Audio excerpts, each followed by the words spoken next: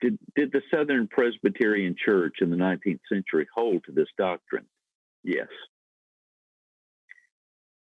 The fact is that there were any number of men, ministers, members of churches, elders of Presbyterian churches in the South in the 19th century, leading up to the war years and following the war years, who didn't support slavery and didn't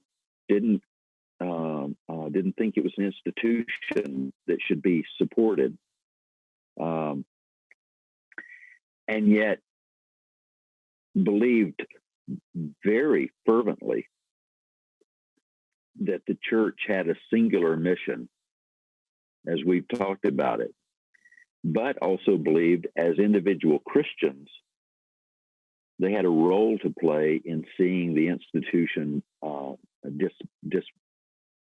dismantled. Right.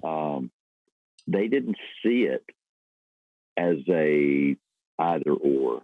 They thought that as individual Christians, while our church holds this position, and while the church may not stand and preach against something civil, now we can argue whether slavery was purely civil or not, but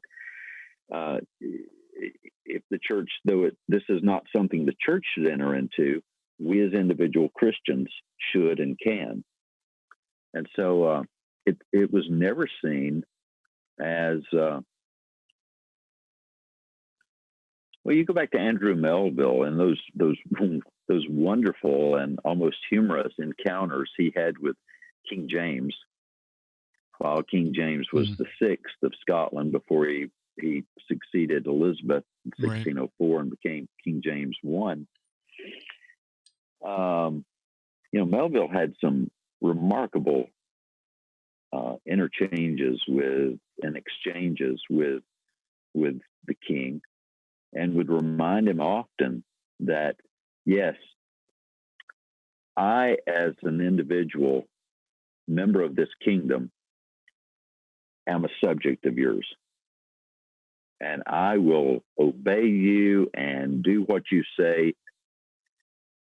But as the church, you're not our king. Only King Jesus is our king. And by the way, you're a member of the church, King James, and so you have to submit to King Jesus when it comes to church matters. Yeah.